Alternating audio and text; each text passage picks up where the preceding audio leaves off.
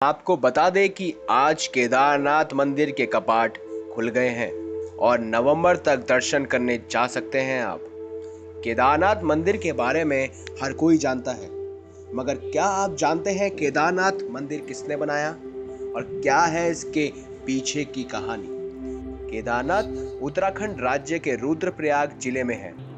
12 ज्योतिर्लिंग में सम्मिलित होने के साथ 4 धाम और पंच केदार में से एक है। यहाँ के मौसम के कारण यह मंदिर अप्रैल से नवंबर माह के बीच ही दर्शन के लिए खुलता है। केदारनाथ के संबंध में लिखा है कि जो व्यक्ति केदारनाथ के दर्शन किए बिना बद्रीनाथ की यात्रा करता है, उसकी यात्रा निष्फल जाती है। इस ज्योतिर्लिंग की स्थापना का इतिहास ये है कि हिमालय के केदार शृंग पर भगवान विष्णु के अवतार नर और नारायण ऋषि तपस्या करते थे। उनकी आराधना से प्रसन्न होकर भगवान शंकर प्रकट हुए और उनकी प्रार्थना सुनकर ज्योतिर्लिंग के रूप में सदावास करने का वरदान दिया। वहीं पंच केदार की कथा ऐसी मानी जाती है कि महाभारत के युद्ध में विजयी होने पर पांडव अपने भाइयों की हत्या के पाप से मुक्ति पाना चाहते थे। इसके लिए वे भगवान शंकर का आशीर्वाद पाना चाहते थे, लेकिन भगवान शिव उन लोगों से रूठे हुए थे। भगवान शंकर के दर्शन के लिए पांडव काशी गए, पर भगवान शिव उन्हें काशी नहीं मिले। पांडव उन्हें खोजते हुए हिमालय तक जा पहुंचे। भगवान शंकर पांडवों को दर्शन नहीं देना चाहते थे, इसीलिए वे वहां से अंतर्ध्यान होकर केदार में जा बसे। दूसरे ओर पांडव भी लगन के पक्के थे।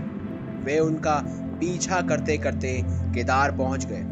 भगवान शंकर ने तब तक बैल का रूप धारण कर लिया और वे अन्य पशुओं के बीच जाकर बैठ गए। इस बात का पांडवों को संदेह हो गया था।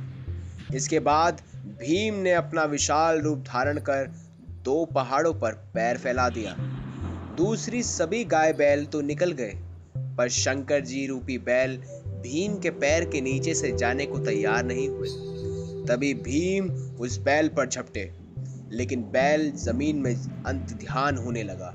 तब भीम ने बैल की कुबड़ को पकड़ लिया। भगवान शंकर पांडवों की भक्ति दृढ़ संकल्प देखकर खुश हो गए। उन्होंने उसी समय दर्शन देकर पांडवों को पाप मुक्त कर दिया। उसी समय से ही केदारनाथ में भगवान शंकर का बैल की कुबड़ के रूप में पूजे जाते हैं। ऐसा माना जाता है कि जब भगवान शंकर बैल के रूप में अंतर्ध्यान हुए तो उन्हें धड़ से ऊपर का भाग काठमांडू में प्रकट हुआ।